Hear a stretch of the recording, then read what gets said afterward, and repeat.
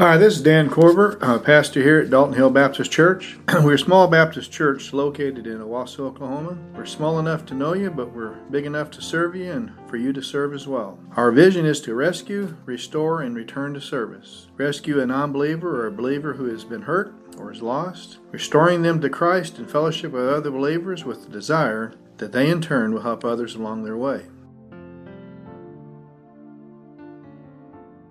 Eastwood had a reunion last night for all the different classes that graduated, and Bob was going to be there. He wasn't. And I can understand you're not in a celebrating type of mood after you just left the funeral. So, but it was interesting. While I was there, we had students that were there, graduated 40 years ago, 45 years ago, different ones, and it's amazing when you look at some of their faces and look at a lot of them. You can tell some of them have walked with the Lord, and some of them have not, and some are pretty stubborn. They were stubborn then, and they are still stubborn today. And I think it's interesting, today we're going to look at one man who is incredibly stubborn. Anybody know anybody like that? Don't elbow. I've noticed some of them already over here, elbow. We've known a lot of stubborn people and blind people. It's everybody else's fault, not theirs.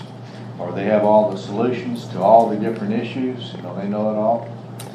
But I think it's interesting when you look at it, God was breaking through a very stubborn, blind man by the name of Pharaoh. So let's look at how God does some of that. First of all, we have a warning, I think, when you stop and you look at it. If you remember in Hebrews is written to believers, and it gives you warning passages.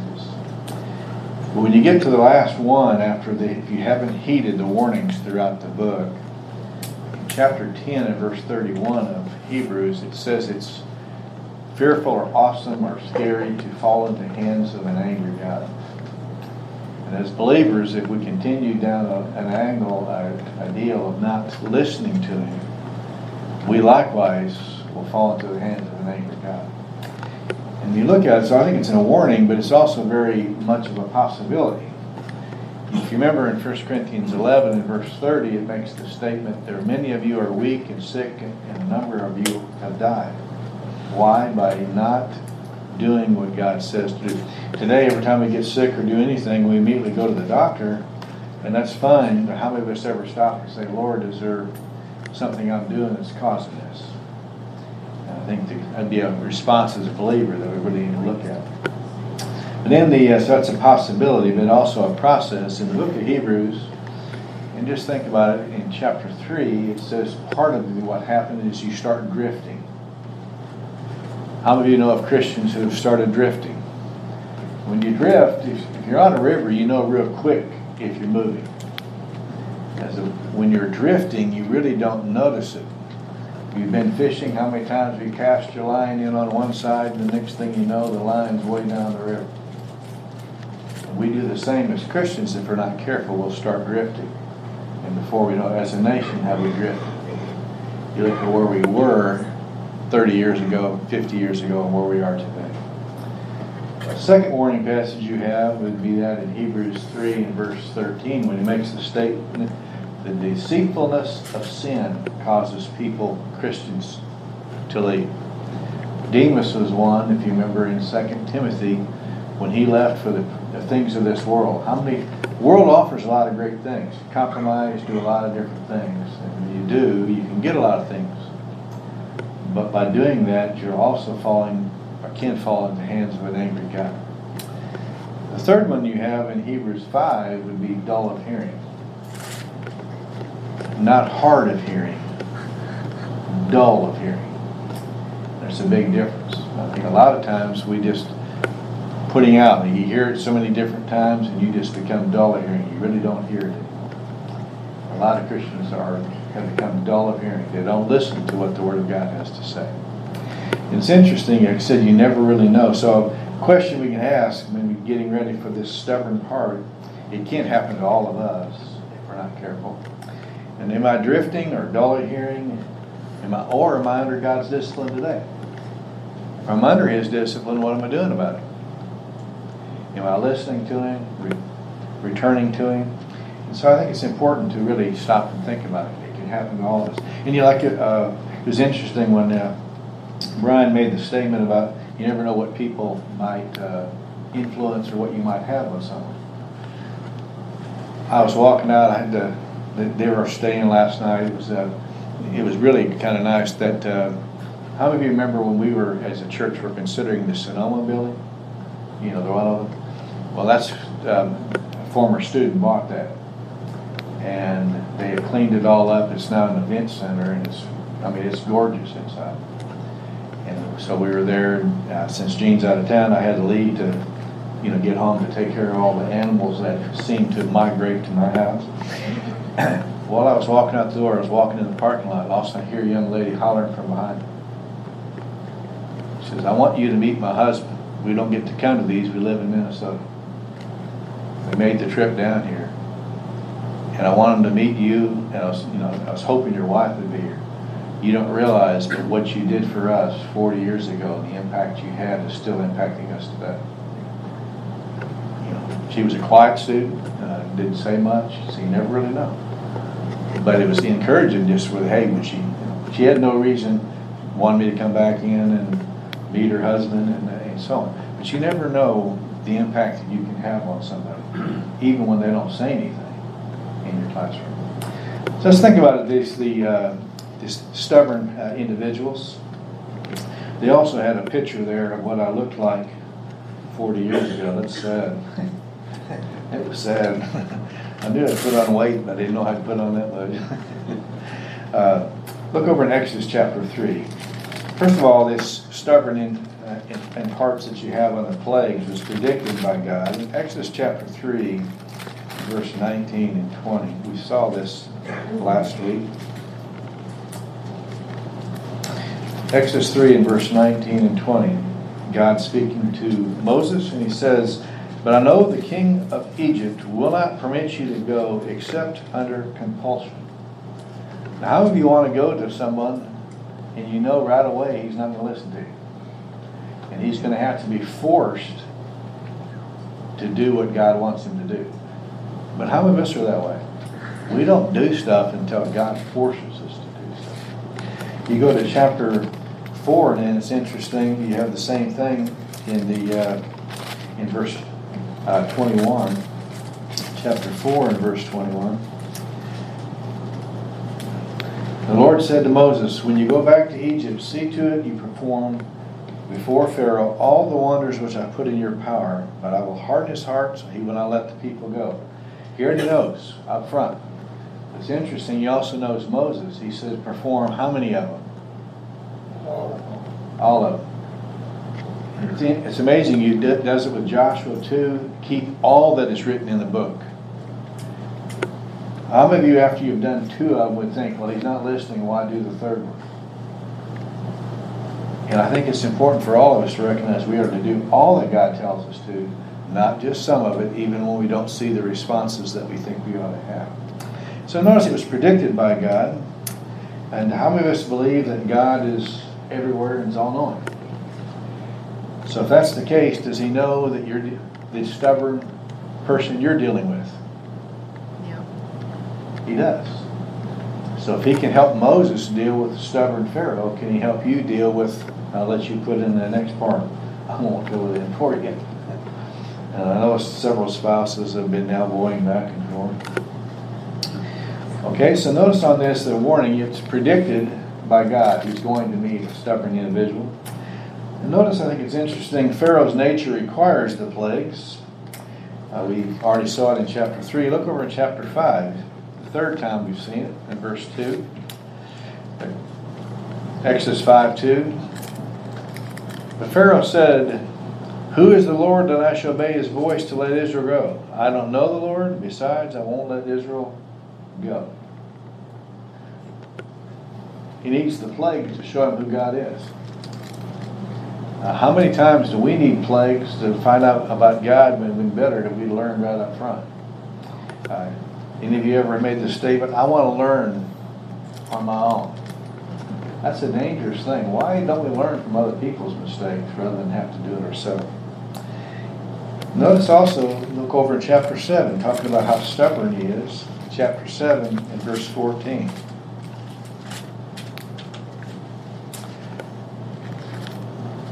Then the Lord said to Moses, Pharaoh's heart is stubborn. He refuses to let the people go. Does God know what's going on? He's made all these statements. He is stubborn. He won't do it unless under compulsion, and that's when he's going to start bringing the plagues. I think for all of us, so often we have to get spanked in order to do what's right. And if you've been that way growing up, it's also amazing what happens is when you spank one and what happens to the other kids. What's amazing how they straightened up real quick. They just knew that you were going to get them too. So think about it. It's in Hebrews 4 and verse 13. So Pharaoh's nature requires it. In Hebrews 4:13, let me give you this statement. This is a direct quote. There is no creature hidden from his sight, but all things are open, laid bare to the eyes of him. Does God know what's going on? We can think whatever we're saying, we're doing, even thinking is only true to us, but God knows. So here you have it, this stubborn individual. God said he was going to be stubborn.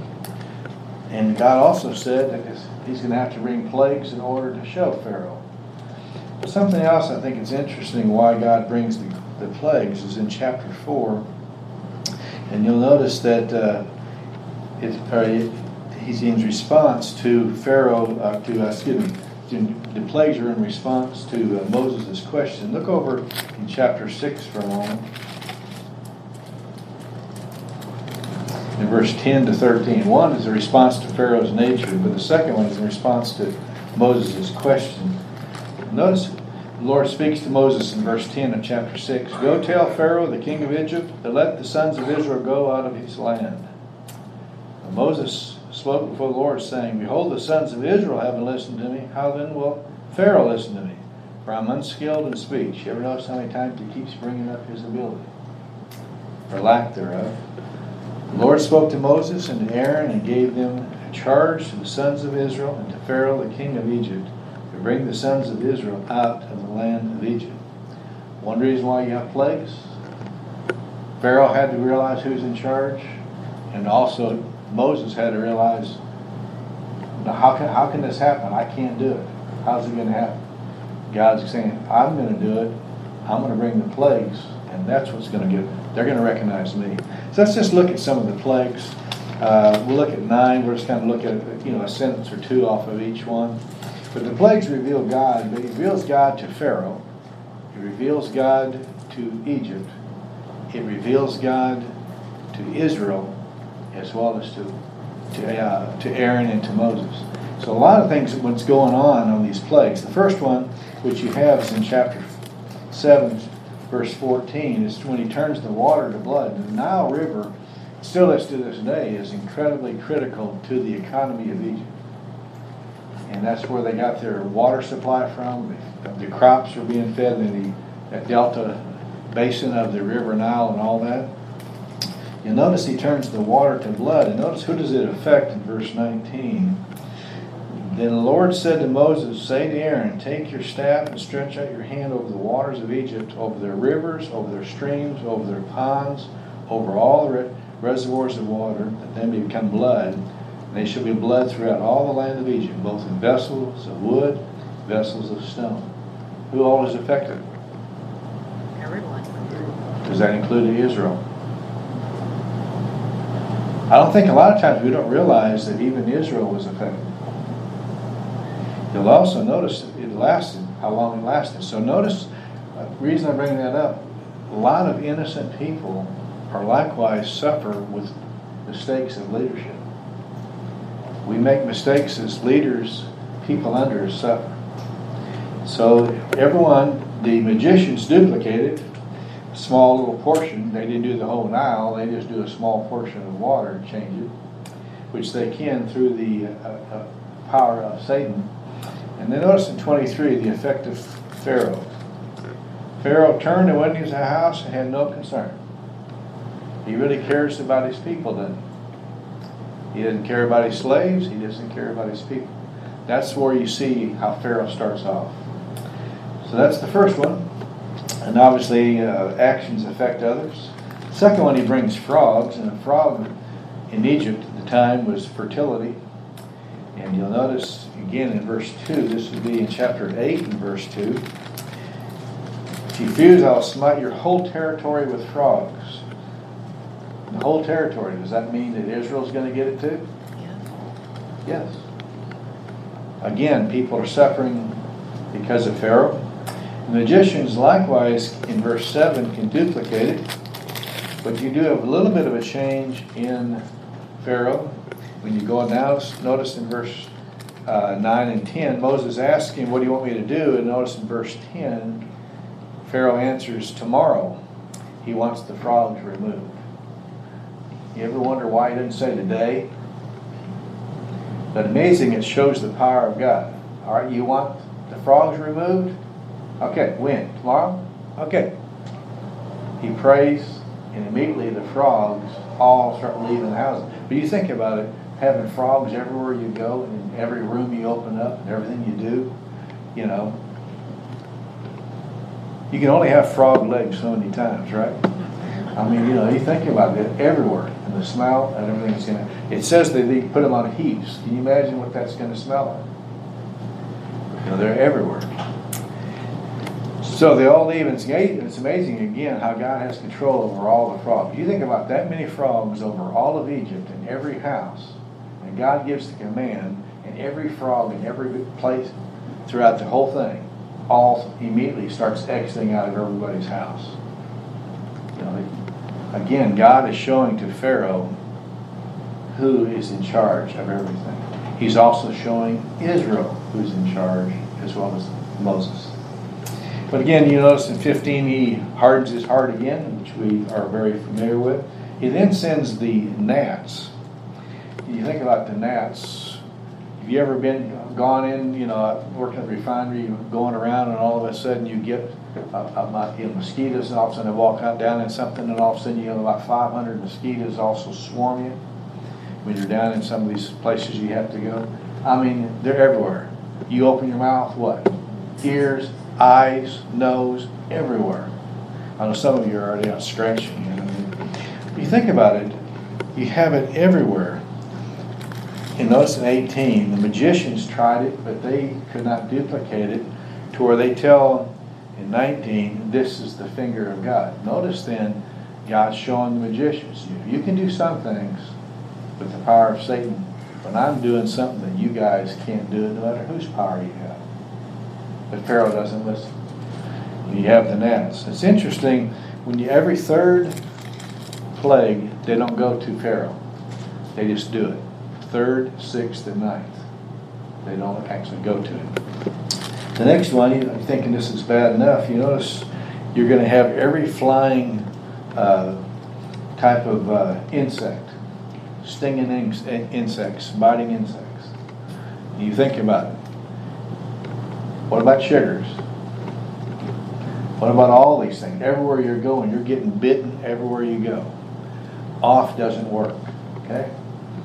You think about it. So here you have the leave his presence, and now you have all these swarming. But notice we have something new this time. Verse 22. The first 3 affected the whole land, but in verse 22, God's trying to show Israel as well as Egypt who he's got over. 22, notice it says Goshen was spared, and they didn't have any of them. Now, can you imagine the insects are everywhere, and they fly up, and can't go. There's the borderline. You think about it. All right, you can hit Tulsa, but when you can't go to Owasso. You can go to Collinsville, but you have to stay away from. It's just amazing when you look at God's control of everything, including all the insects and everything else. So you have the flying insects that have, and notice again, and Israel is spared, but notice again how you're going to have a little bit of a difference when you have 25. Notice how Pharaoh is beginning to lighten up a little bit. Verse 25, Pharaoh called Moses and Aaron, go sacrifice to your God within the land. He won't let them go out, but the problem with sacrificing in the land, if you go and try to sacrifice an animal, that animal is holy to the Egyptians. What's going to happen to the Egyptians? they're going to turn on you for doing it. And so he then says no.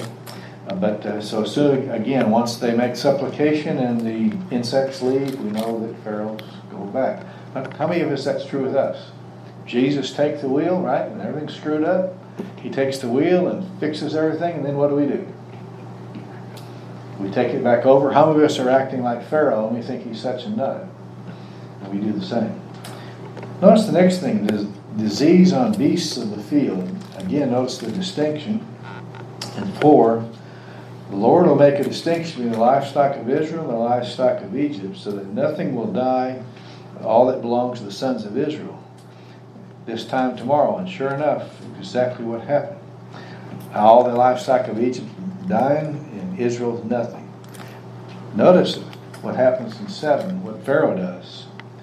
Pharaoh sent, and behold, he was checking it out. You said nothing was going to happen to him? Let me find out if this is really true. He sent out his people to go to where Goshen and where Israel was at. Yes, sir. None of their livestock's dead, and all of ours is. You think about it, what all's been getting hit? What happened to the drinking water? What happened to all that? He's hitting everything, every part of their economy. He's not hitting livestock. Notice the next thing that comes in, that happens in verse 8. You'll notice then in verse 9, he's going to throw up dust in the air, and everybody's going to have boils. And boils are going to be on everyone. If you've ever had one, I've had them when I was younger. I just had one at a time or two. I mean, you talking about painful. That's incredibly painful. Can you imagine to be like Job? And every person in Egypt is going to have these boils all over. Incredibly, incredibly painful. And I think it's interesting, again, God is trying to get whose attention? Pharaoh. He's also trying to get everybody else's attention. So much so you're going to see what's going to happen on this next one. He's going to bring hail. And the hail is going to be so great that anybody gets outside, animal or beast, is going to get killed.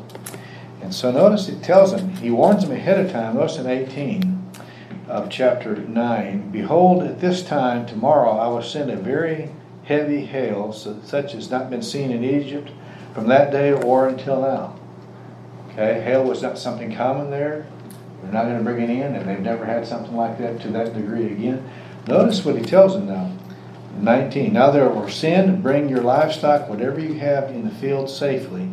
Every man or beast that is found in the field is not brought, hail come down and kill it. Now the Egyptians are starting to believe who? Moses. So now the Egyptians have a choice. Are they going to do with Pharaoh? Are they going to, hey, they're telling us ahead of time what's going to happen. I think I'm going to believe Moses. I think I'm going to go bring my livestock inside.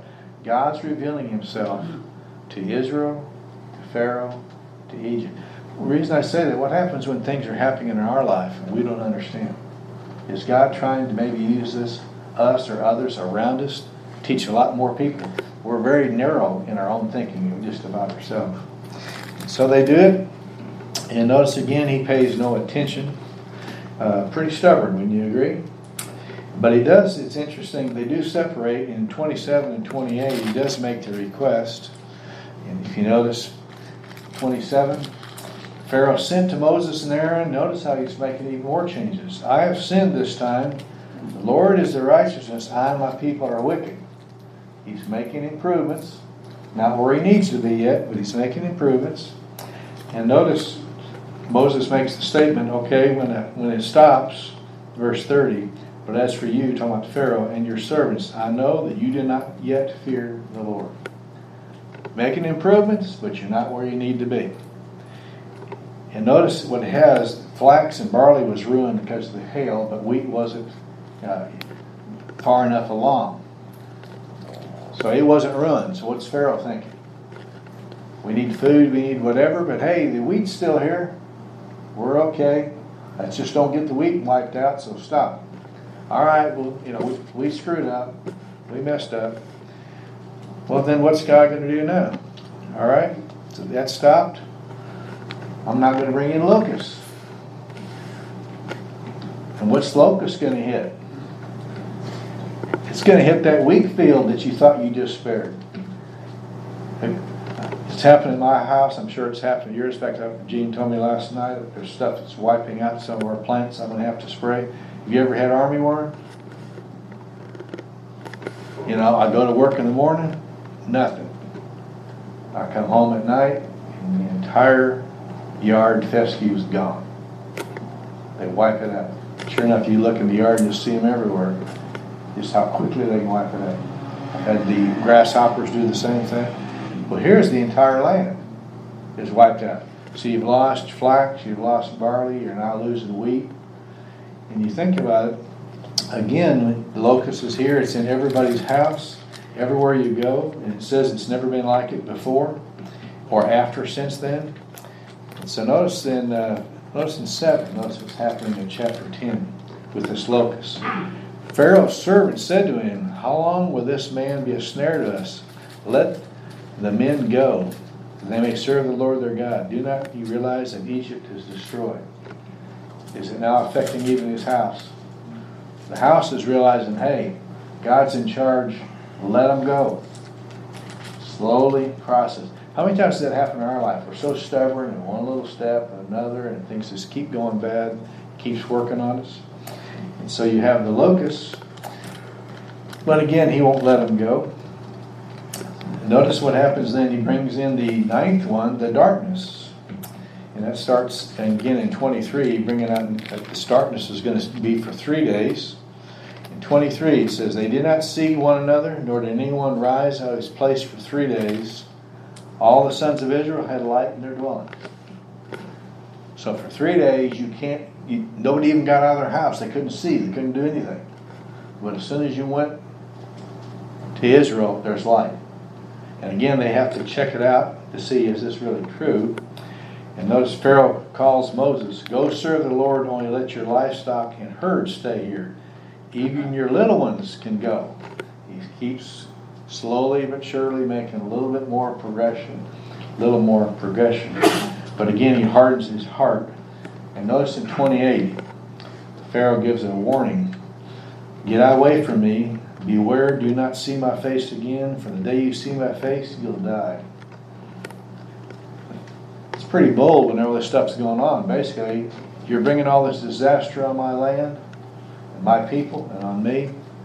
If I see you again, basically he's telling him what? I'm going to kill you. Don't come here. I don't want to see any more of these plagues. And then Moses answers, "You shall not see my face." And he didn't. Because they're going to have one more plague, and he's going to order him to leave before and never sees him. When you think about these plagues, I think it's interesting. Did God say it was going to happen? He's trying to show himself to Israel. He's trying to show himself to Moses, to all of them, to Pharaoh. And I look at our own country too. Did Israel suffer on some of these as well? Innocent people suffer poor decisions in leadership. When we make poor decisions, people around us suffer. Let's think of some different applications we can have. Am I like Pharaoh and cry out to God to take the wheel, and then as soon as he does and fixes it, I take it back? Is it fearful to fall into the hands of an angry God? It's interesting, in Psalms 119 and verse 71 makes this statement, and how many of us would agree with this? "It is good for me that I was afflicted, that I might learn his statutes." How many of you ever stopped and said, "Thank you, Lord, for spanking me. I needed that. Got me on the right track"? Proverbs 3 in verse 5 and 6 tells us what? Trust in the Lord what? With all your heart. All your heart. If you were Moses, how would you like to go? And every time you go and pronounce a judgment, it happens. And every time then Pharaoh says, "Take it away," and it does. How would you be getting a little tired of going back and forth, back and forth? But God said to do things, and you do it. You're obediently doing everything he tells you to do. And you're learning a great deal about yourself and about God along the way. David, if you remember when he was being punished for numbering the people, God gave him 3 choices. And he said, "I'd rather be punished by God," because what? God's mercy relents. And so I think what we can do is cry out when we are mad. And it happens to all of us. When we do mess up, cry out to God for mercy. So think about it. Any of you know of a stubborn person? And if you look in the mirror and see a stubborn person, the best thing to do is basically look and realize God is giving you patience, giving you kindness. One of the most stubborn people that I can think about. What about Jonah? When did he cry out to God? In the way in a fish. He was in the fish, but when? On the third day. Why did he wait 2 days? You know, but how many of us are that way? We need to realize the stubbornness, but only God can change. A lot of us are trying to change stubborn people, and we got to let God change stubborn people, and not us. We'd love for you to come and visit with us and fellowship with us. We're located at 8263 North Owasso Expressway, which is on the east side of Highway 169 North, between 76th and 86th Street North. We have coffee and fellowship from 8:30 to 9 Sundays, followed by Sunday school for all ages from 9 to 9:45, and our Sunday morning worship service is from 10 to 11. We likewise have a Wednesday night service for all ages from 7 to 8.